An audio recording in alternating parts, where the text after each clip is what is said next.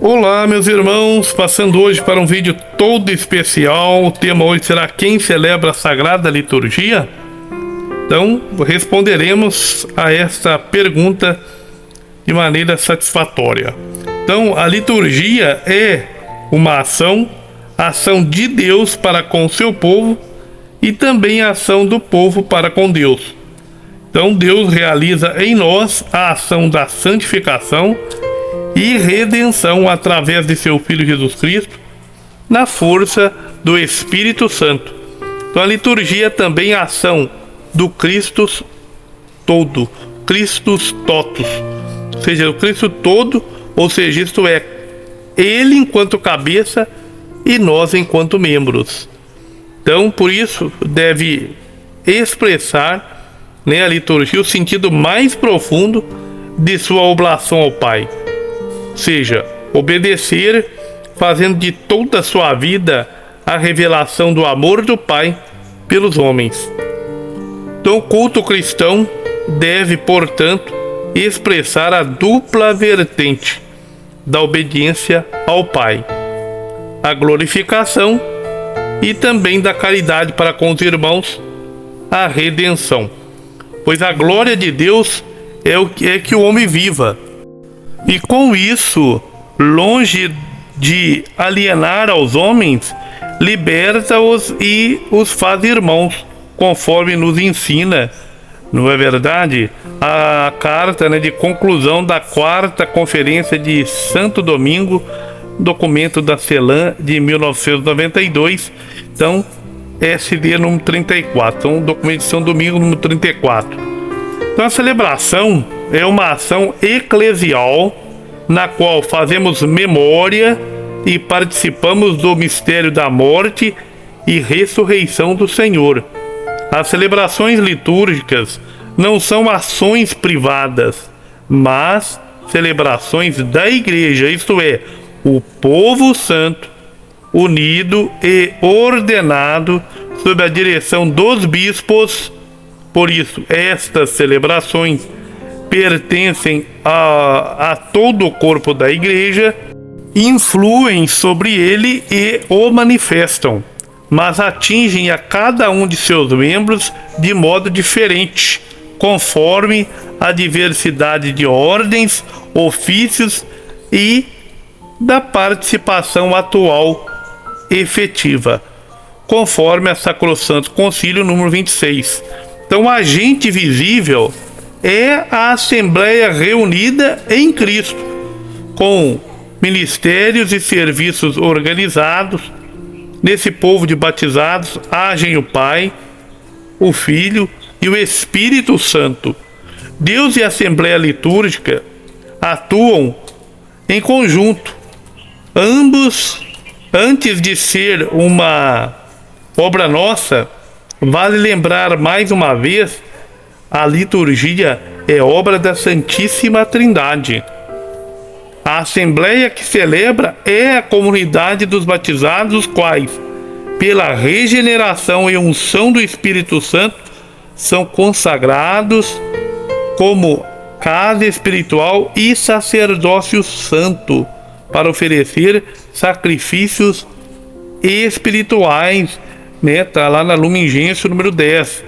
Então, esse sacerdócio comum é o de Cristo, o único sacerdote participado por todos os seus membros, conforme o Catecismo da Igreja Católica número 1141. Então, o sacerdócio ministerial dos padres e bispos está a serviço do sacerdócio do povo.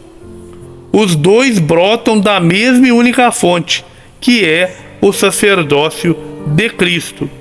Ele é o único sacerdote, o único mediador entre Deus e o povo. Então, nós vamos lá na primeira carta de São Pedro, capítulo 2, versículos 5, 9 e 10. Está lá: um sacerdócio santo, a fim de oferecerdes sacrifícios espirituais agradáveis a Deus por Jesus Cristo.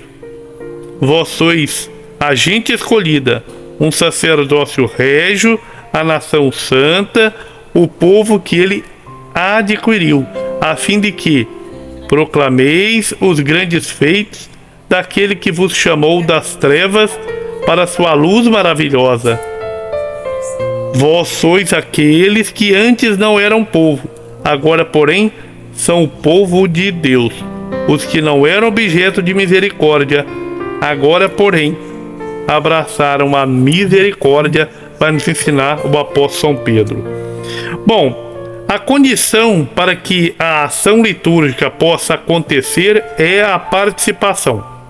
Participar é ter parte no mistério que está sendo celebrado. Com o espírito orante envolvendo toda a pessoa, a comunidade participa da celebração por meio de gestos, símbolos, palavras e ações que significam e realizam a obra da salvação, conforme a natureza de cada um dos sacramentos e sacramentais. Então, cada gesto, em cada ação litúrgica, não pode ser feito automaticamente, mas de forma consciente, com afeto e com toda a verdade da fé. Da mesma forma, ocorre com o silêncio litúrgico, condição necessária para a participação plena. Temos que participar da liturgia, da Sagrada Liturgia, então, com devoção, com muito amor, não é verdade?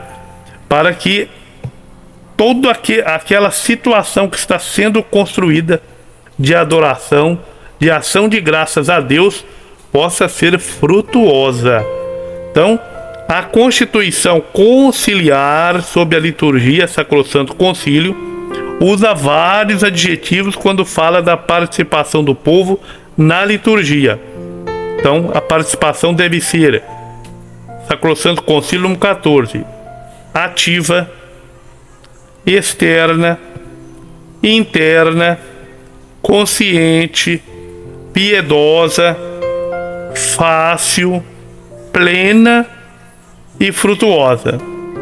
É bom lembrar que o concílio aponta os pastores como sendo os responsáveis pela participação do povo.